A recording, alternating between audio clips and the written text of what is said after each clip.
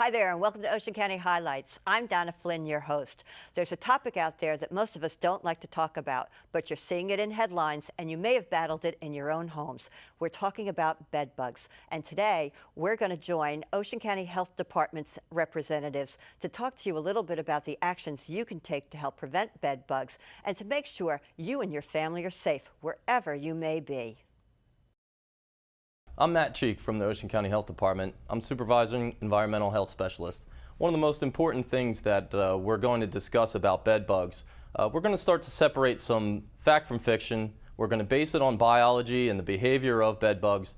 We're going to incorporate that to kind of arm the citizens of Ocean County with the knowledge that they need to help prevent and identify bed bug problems before they become bad, before they can happen at all, and sort of start to stop the spread of this, this unique pest.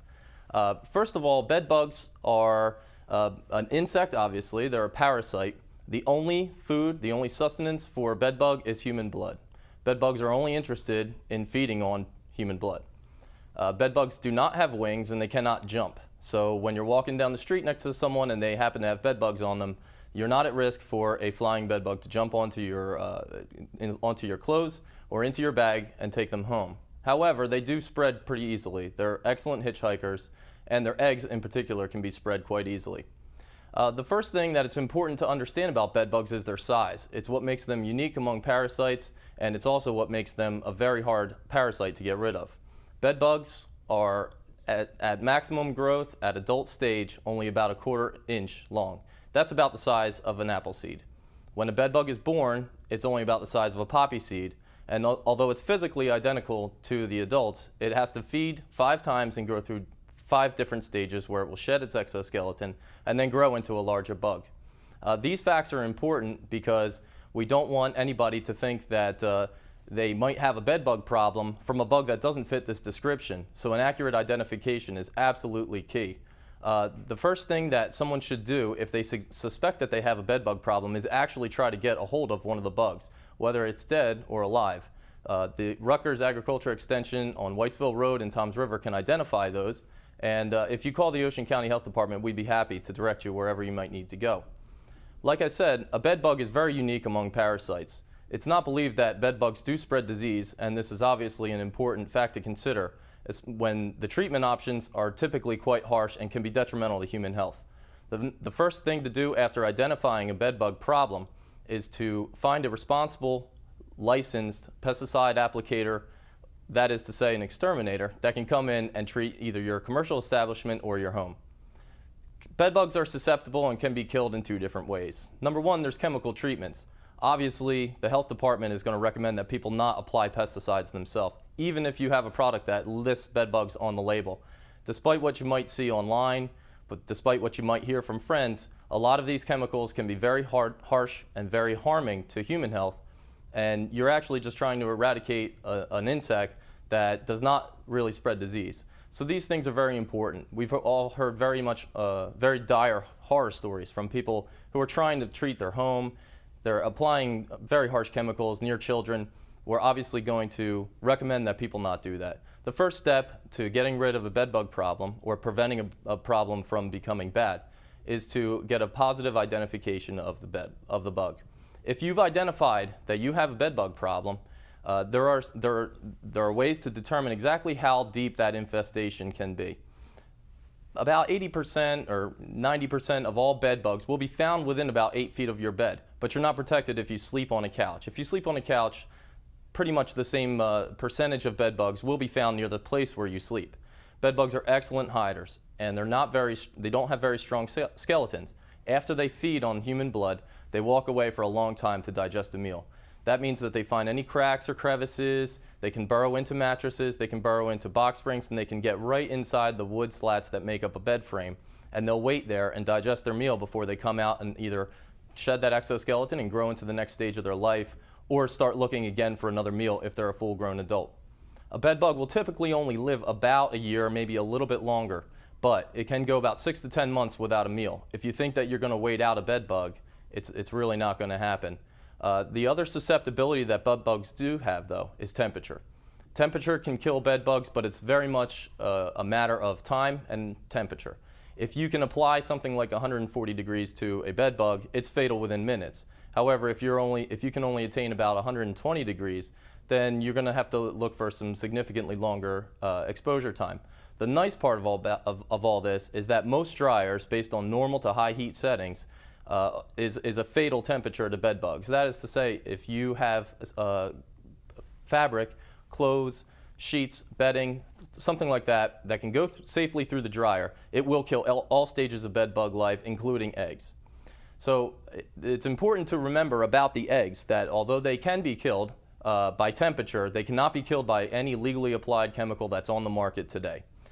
This is important because an adult female bed bug, based on temperature and the fact that a source could be nearby, can lay up to 200 to 500 eggs in her lifetime. This is a significant problem when you're trying to get rid of the actual infestation. What you want to be doing is be very vigilant when you travel and be very vigilant about your own home or your living space in order to identify an infestation before it becomes too bad.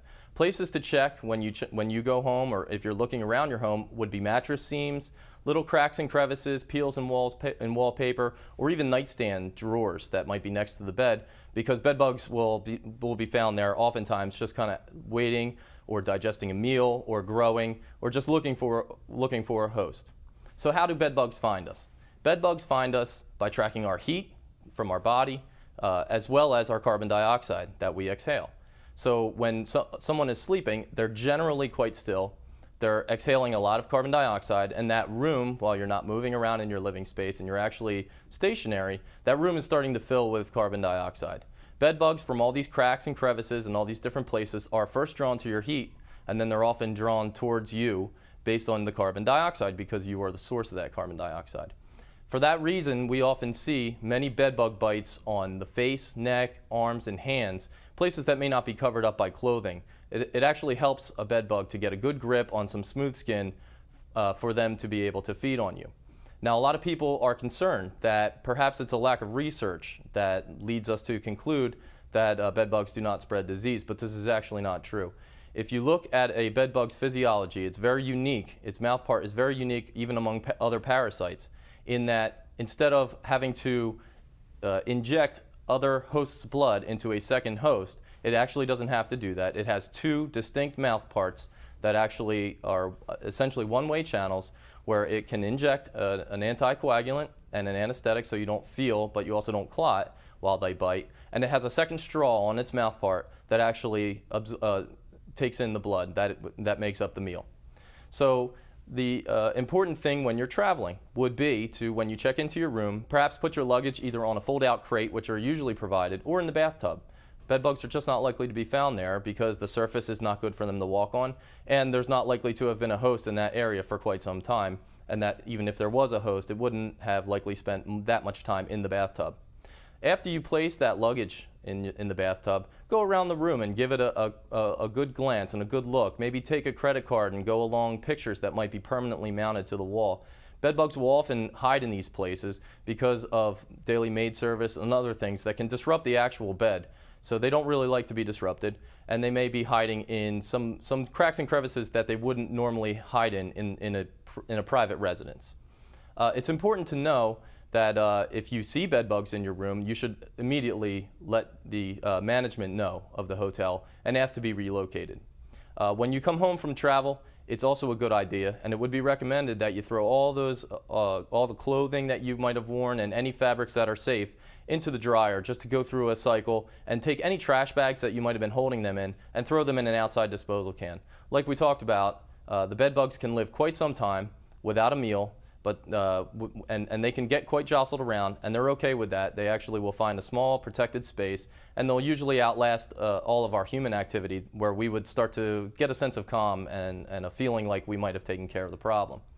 So all these vigilant steps definitely will help you protect against an infestation entering your home. If you do have an infestation in your home, contact several companies. Get a good idea of what people would be looking to charge, and get an idea of what people would be looking to use. It's your living space, and it's your right to know what chemicals, what temperatures could be put out in your living space. Because of the fact that bed bugs are so hard to kill, A lot of the compounds that will work on them are persistent. That means they kind of last in your own living environment, and they penetrate quite deeply into fabrics, into carpets, and things like that.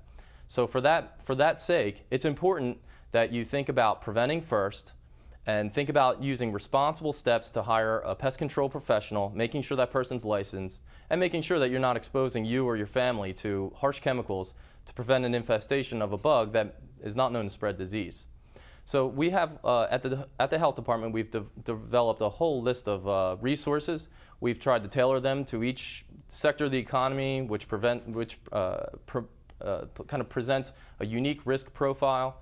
And we're trying to take all these steps, and by all means, we can be contacted at the Ocean County Health Department. We will be doing several public speaking engagements, and if anyone is interested in just talking about a private case, or if someone's interested in having staff trained or even residents trained, the health department would obviously be happy to come out. We can tailor a presentation to you, and we can help with the treatment, post-treatment, or prevention of any further bed bugs spread in Ocean County. So it's important to remember that this parasite is here. It's here to stay for some time, and all citizens, it falls on all of us to be vigilant and to help protect the young people and seniors, and check in on family who might be experiencing a problem.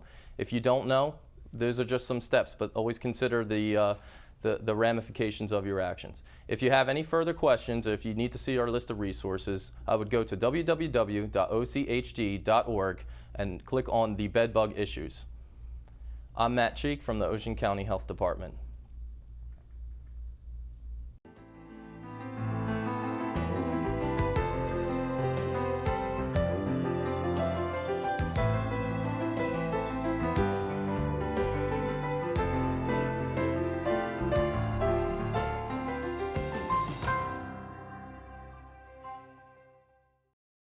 Thanks for joining me today here on Ocean County Highlights. If you or your family members need any more information about bed bugs and their prevention, please visit the Ocean County Health Department website at www.ochd.org.